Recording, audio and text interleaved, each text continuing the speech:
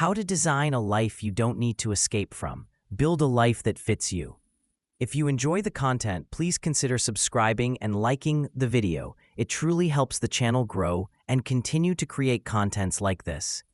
Most people don't want to admit this out loud, but a lot of our relaxation is actually escape. We call it unwinding, but what we really mean is we need to get away from our own lives for a while. We scroll until our eyes hurt. We binge shows. We drink. We overeat. We disappear into games. We fantasize about quitting everything. We keep telling ourselves, once I get through this week, I'll breathe. And then next week shows up and we say it again. That's not laziness. That's a signal. When you constantly need to escape, it usually means your life has become something you endure more than something you inhabit.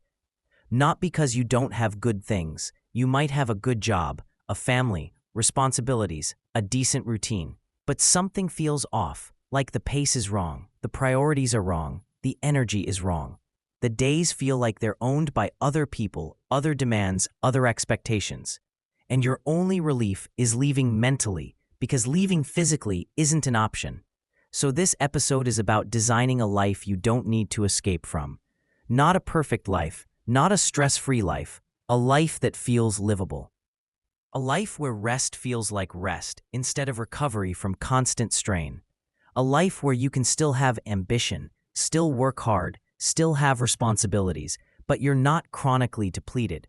Designing a life you don't need to escape from is basically the art of alignment.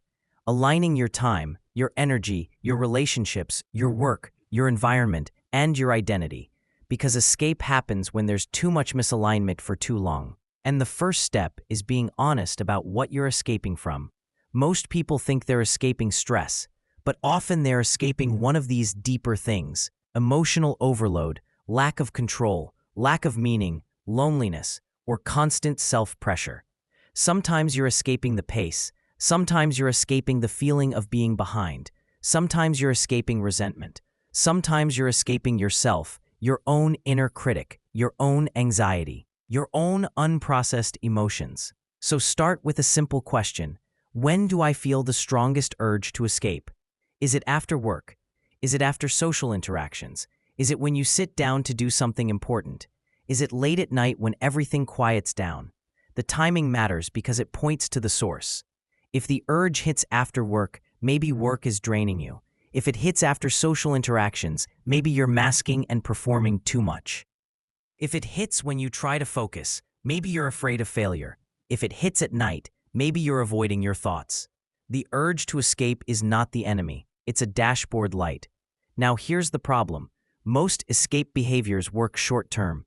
They give you relief. That's why they're addictive. But they cost you long-term because they don't solve the root issue. They keep you functioning, but they keep you stuck. So the goal is not to shame yourself for escaping. The goal is to build a life where you don't need that level of escape to survive the day. That life is built through 3 pillars: reduce friction, increase meaning, and restore control. Reduce friction means removing the constant small stressors that drain you. These are the things you tolerate daily: clutter, disorganization, endless notifications, unfinished tasks, chaotic mornings, unclear priorities, people who constantly demand your time. A calendar that leaves no margin, a house that never feels reset. None of these alone are catastrophic, but together they create chronic stress. Chronic stress is what makes you crave escape. So you reduce friction by building systems. Simple systems, not complicated productivity hacks. Basics, planning, tidying, automating, batching, simplifying. You create anchors in your day: wake routine, one focus block, movement, shutdown routine, so your life doesn't feel like free fall. You protect your attention with boundaries. You reduce decision fatigue by pre-deciding. You stop reinventing the day every morning. The life you don't need to escape from has a stable baseline. Stability doesn't mean boring. It means your nervous system isn't constantly bracing. Now, increase meaning. A lot of escape comes from meaning starvation. You can be busy all day and still feel empty if the busyness isn't connected to something you care about. You're doing tasks, but you're not building a life. Meaning isn't always grand purpose. Sometimes meaning is contribution, creation, connection, growth, learning, service, presence, feeling like your days are adding up to something. When you have meaning, you tolerate stress better because it feels like it's in service of something real. So you ask, where in my week do I feel alive? Where do I feel numb? What do I do that feels pointless? What do I do that feels like it matters? Then you make small shifts. You add more of what matters, even in small doses. A weekly creative block, a hobby, a skill, time with people who feel safe, time outside, time where you're not performing. These things are not optional if you want to stop needing escape. They are the fuel that makes life feel like life, and then restore control. Control is huge. People crave escape when they feel trapped, when the day is dictated by other people's needs, or by a schedule that leaves no breathing room, or by financial pressure, or by internal expectations that never stop. Restoring control doesn't always mean changing your job or moving to a cabin. It often means reclaiming small choices. You decide when you check messages. You decide what your mornings look like. You decide that evenings have a shutdown time. You decide that weekends include rest, not just chores. You decide that you will say no to one thing. You decide that your calendar will have margin. You decide that you will not overcommit. Small control changes reduce the urge to escape because your nervous system stops feeling cornered. Now, a key concept here is the difference between rest and escape. Rest restores you. Escape avoids you. Rest makes you feel more like yourself afterward. Escape makes you feel foggy, guilty, or emptier afterward. Sometimes escape is harmless, like watching a movie. The difference is intention and aftermath. So one strategy is to upgrade your escapes into real rest. Instead of scrolling, you walk. Instead of binging until 2 a.m., you read and sleep. Instead of numbing with junk food, you cook something simple and satisfying. Instead of disappearing into distractions, you do something that actually calms your system. Music, movement, conversation, sunlight, a shower, journaling, stretching. This isn't about being perfect. It's about choosing recovery over numbing more often. Another big piece, emotional honesty. A life you don't need to escape from requires you to stop living in constant performance. Many people are exhausted, not from tasks, but from pretending. Pretending they're fine. Pretending they're confident. Pretending they're not hurt.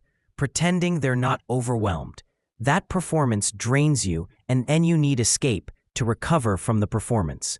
So you build spaces where you can be real, with yourself and with at least one or two people. That reduces the need to run. Now let's talk about boundaries with technology, because modern escape is mostly digital. Our phones are basically portable escape hatches. And again, this isn't moral, it's design. It's easy, it's available, it's endless. If you want a life you don't need to escape from, you need friction between you and your escape hatches. You don't need to delete everything, but you need boundaries. No phone in bed, notifications off, social apps off the home screen. Set times for checking. Create phone-free zones. These changes aren't restrictive, they're freeing. They return your attention to your life. And attention is where your life happens. A final piece, identity. People often design their lives around what they think they should do, not what they actually want. They live on borrowed values. They chase achievements that look good, but don't feel good. And then they wonder why they want to escape. So you ask, what kind of life feels like mine? What do I want my days to feel like? What do I want my relationships to feel like? What pace feels right? What do I want to protect? That's life design. It's not about a perfect plan. It's about choosing deliberately instead of drifting. Designing a life you don't need to escape from doesn't start with blowing everything up. That idea actually keeps a lot of people stuck because they assume the only way out is some dramatic overhaul. Quit the job, move to a new city, start over. And while those changes can be right for some people, most of the time, the real work is quieter and more practical. It starts with an audit, not a judgment, an honest look. You take a step back and ask, what in my life consistently drains me and what consistently restores me? Not occasionally, consistently. Patterns matter more than exceptions. You look at your week and notice where your energy leaks out. Meetings that go nowhere, commitments you agreed to out of guilt, social obligations that feel like performance instead of connection, even habits that used to feel good but now feel compulsory. These are not moral failures, they're data. A life that needs constant escape is usually overfilled with things that don't align anymore. So the first practical move is subtraction. Before you add anything new, you remove or reduce something that drains you. One thing, not 10. One boundary, one no, one reschedule, one conversation. Relief often comes faster from removing pressure than from adding inspiration. People underestimate how powerful subtraction is because it doesn't look productive. But reducing overload restores clarity, and clarity restores agency. Another part of life design is rhythm. Humans are rhythmic creatures. When your days have no rhythm, no clear start, no clear end, no predictable flow, your nervous system stays on edge. Everything feels urgent. Everything bleeds together. Work bleeds into rest. Rest bleeds into guilt. So you design a weekly rhythm, not a rigid schedule, a rhythm. Work has a beginning and an end. Evenings have a slowdown. Weekends have a different texture than weekdays. There are moments to push and moments to pause. When rhythm is missing, escape fills the gap.